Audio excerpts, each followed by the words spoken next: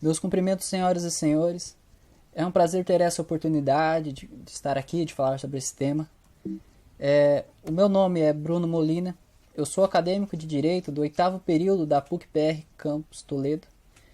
E tive o prazer de ter como orientador o professor Walter Freitas. E o título da pesquisa é Empresa Júnior e a Formação Jurídica. Os desafios e contribuições da visão empreendedora para o profissional do direito. Bom, o movimento Empresa Júnior foi um movimento que iniciou em 1967 na França, em Paris, quando acadêmicos do curso de administração resolveram se organizar, eles sentiram a necessidade de ter o complemento da prática no seu curso. Então eles se juntaram e formaram a primeira empresa júnior. A partir daí o movimento foi ganhando força, foi ultrapassando fronteiras e atualmente o Brasil é o país que mais tem empresas juniores e é o único país que tem uma legislação específica para essas empresas. Mas, por mais que essas empresas sejam denominadas de empresas, elas de fato não são. Elas são associações sem fins lucrativos que têm a finalidade de antecipar a prática para os acadêmicos nos campos das universidades. Antecipar essa vivência profissional e fornecer também, já na faculdade, já nos bancos da faculdade, uma formação empreendedora e formar assim uma cultura empreendedora. Por isso esse movimento vem cada vez mais ganhando força e cada vez mais ganhando destaque, principalmente pelos números que eles alcançam. Então, é uma inovação educacional que tende a contribuir muito para o desenvolvimento tanto do ensino quanto do próprio país. Bom, como objetivo, foi pautado em analisar os desafios para a implementação da primeira empresa júnior no curso de Direito da PUC-PR Campus Toledo e sua contribuição na formação profissional e empreendedora dos alunos em um contexto prático, bem como seus impactos e repercussões na comunidade local. Por ser um assunto novo, não há uma vasta biblioteca com doutrinas, com referências a serem utilizadas. Mas em um primeiro momento, a pesquisa concentrou-se em analisar a legislação vigente, em também analisar artigos, outras pesquisas e também as doutrinas bases sobre o funcionamento de empresas. E posteriormente, a pesquisa focou-se na empresa júnior de direito da PUC-PR Campus Toledo, a PUC Júnior, e também nos documentos que ela produziu, nos dados que ela forneceu, a fim de analisar a formação empreendedora por ela, a vivência empreendedora que os acadêmicos que estavam nela tiveram. Bom, e devido à pandemia, algumas adaptações foram necessárias devido ao isolamento social, como por exemplo os encontros com o professor e orientador passaram a ser remotos, assim como os encontros e coletas de dados da PUC Júnior também passaram a ser todos de forma virtual. Talvez isso tenha pegado um pouco a empresa Júnior de surpresa, mas é algo que vamos abordar mais para frente.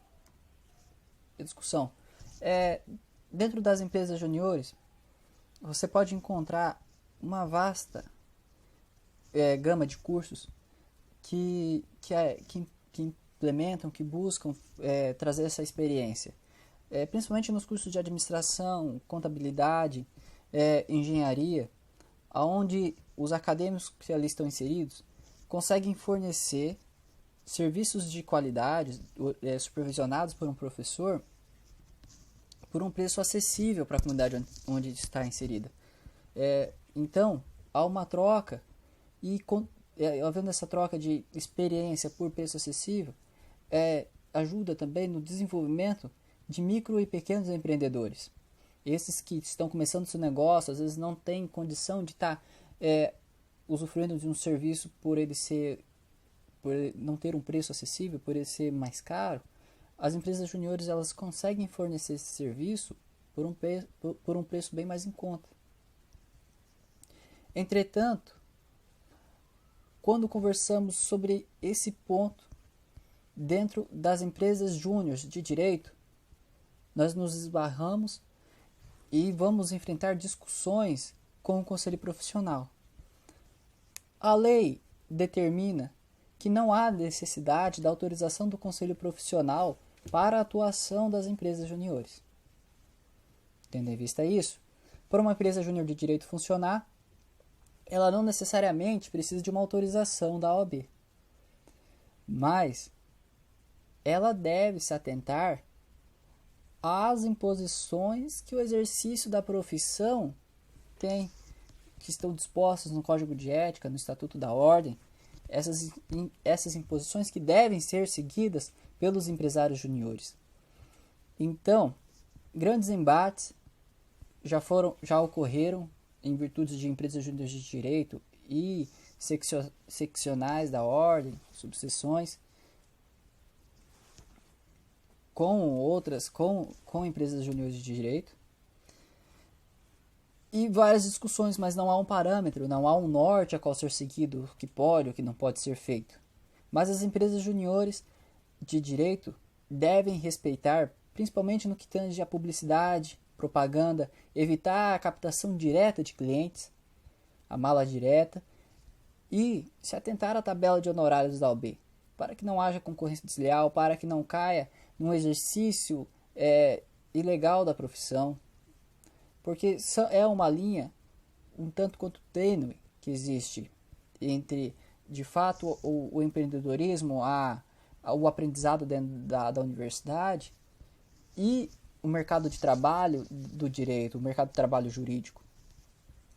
Até porque ele é um tanto quanto arcaico, e há sim essas implicações, e essa preparação, esses desafios que os empresários juniores enfrentam, já faz parte da preparação deles como profissionais, pois quando eles forem profissionais, eles terão que lidar com esses desafios, terão que dar uma forma, traçar estratégias de conseguir clientes, de trabalhar respeitando a tabela, respeitando o que impõe o conselho profissional. E a PUC Júnior? A PUC Júnior em si, agora vamos à análise da empresa. A empresa ela estava demonstrando uma linha de crescimento. Em um primeiro momento, ela tem no seu primeiro semestre toda uma questão burocrática de regularização.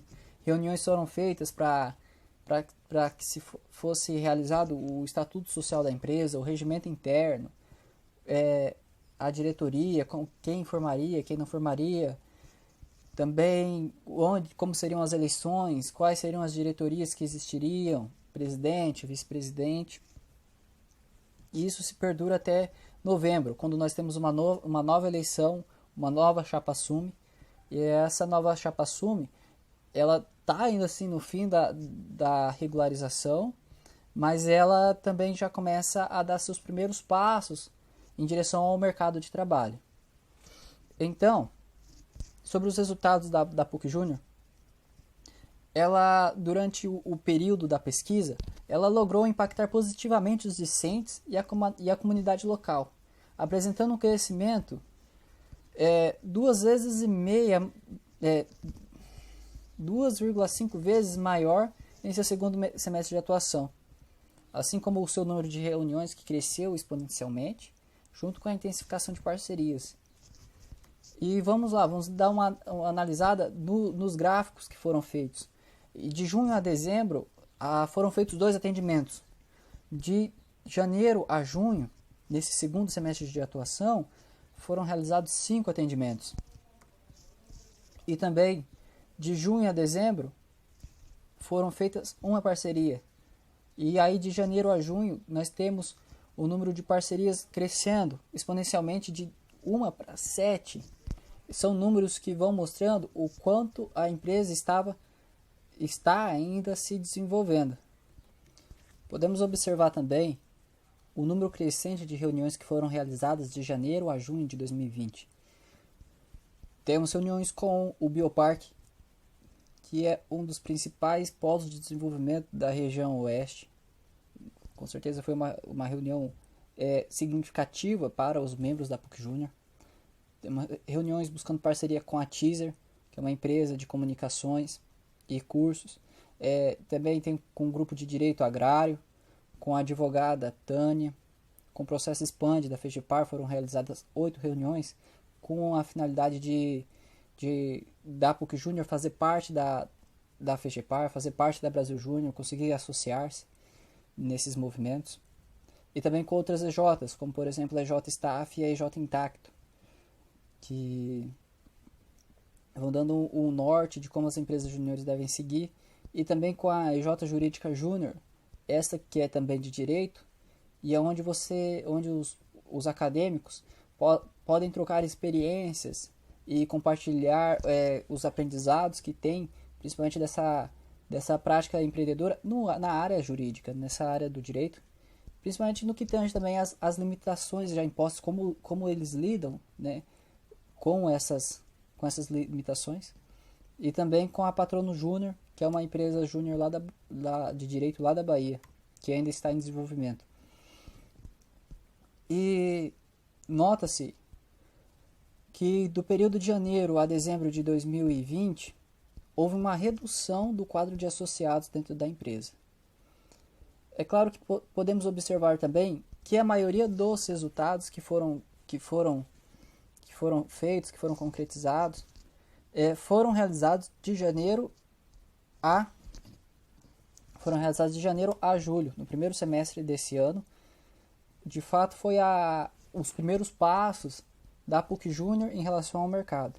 De junho a novembro, até a eleição, onde haviam esses 26 associados, a PUC Júnior passou por muitas questões burocráticas e que provavelmente, pode ter influenciado os outros associados a estarem se desmotivando, se desanimando por não verem resultados concretos, e sim questões internas e burocráticas para, de fato, conseguir dar os primeiros passos no mercado.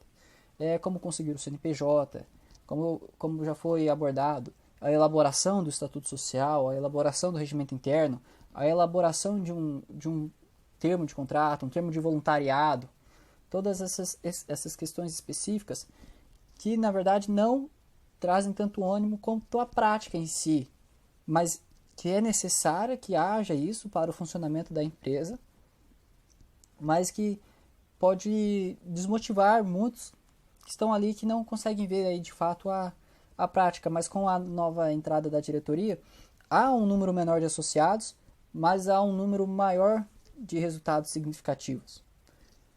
Podemos observar a projeção de ganhos de receita em reais ao longo dos 2 períodos. De junho a dezembro de 2019, não houve nenhum ganho. E aí a gente tem o primeiro semestre de 2020, onde há um ganho de R$150. E a projeção para o seu segundo semestre, de acordo com os atendimentos que estão em andamento, é de que a média fica entre R$300 e R$250, o que é muito significativo, tendo em vista também essa situação da pandemia, que os pegou de surpresa, algo que está em desenvolvimento, os pega de surpresa e acaba afetando. Bom, e a PUC Júnior, ela tem um público-alvo que são os micro e pequenos empresários.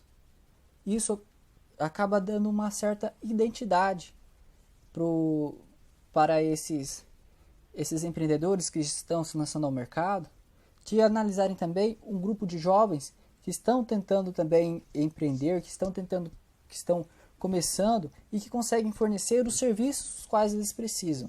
Isso torna uma identidade e fornece assim para a comunidade local um impacto positivo, bem como para a sociedade em geral, advogados, os acadêmicos que estão ali irão possivelmente seguir a carreira como profissional, como advogado ou qualquer outra profissão que seja, mas já conscientes dessas limitações que existem dentro do exercício da profissão.